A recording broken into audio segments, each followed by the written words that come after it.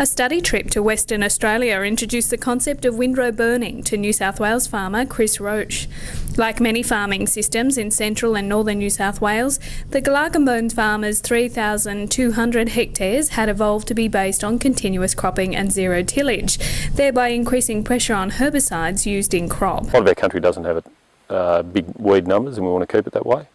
In a country that does have a few more weed numbers, we want to get down as quick as we can. So we've discovered that I think the way forward is not just using chemical. You've got to use something other than just chemical. To any escapes, anything that sets seed is an issue. So got to try and stop weeds from setting seed. Mr Roche says during his visit to WA last year, it was the people handling their resistance who could sow what they want, when they want, who were still making money.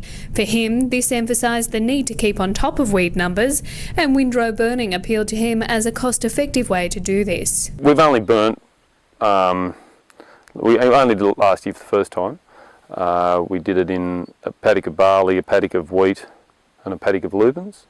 The wheat and the barley were the easiest ones to do to windrow because you don't lose a heap of capacity out of your header. The lupins you lose a lot more capacity out of your header, but you get a much better result at the end of the day because they're a heavy stick. They burn a lot slower and a lot hotter. They burn right to the ground. The barley's, we're lucky we had a very dry summer. I don't know what would happen if we had a wet summer and those windrows got very wet underneath.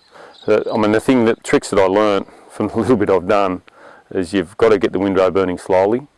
So we were burning the windrow back into the wind, and that slowed it right down. And where we did that successfully, it did a really good job. If a crosswind was there or something, that's when you had problems. It was blowing the heat away from one side of the windrow.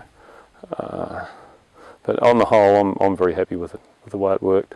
Mr Roche says his weed management system has evolved to use more pre-emergent herbicides in conjunction with post-emergence, and he recommends anyone looking to do the same should consider windrow burning as a simple and effective method to start. Windrow burning is very cheap to set up.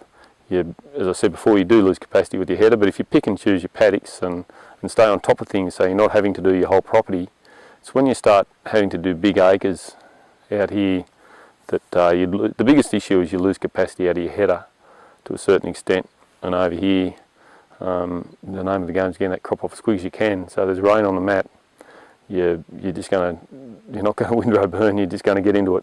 So you want to try and keep your numbers down and do that through windrow burning when you can and doing things when you can do it, so you're not having to do it.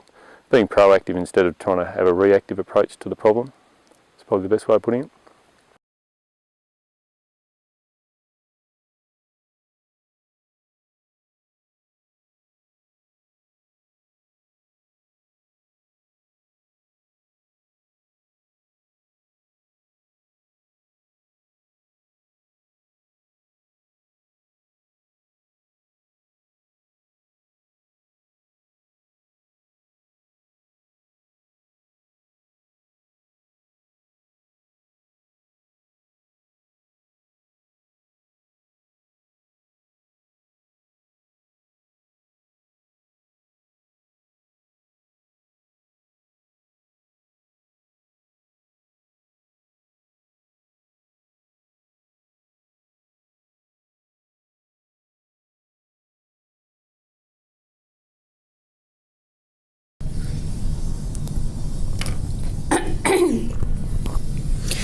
Mr Roche says his weed management system has evolved to use more pre-emergent herbicides in conjunction with post-emergence, and he recommends anyone looking to do the same should consider windrow burning as a simple and effective method to start.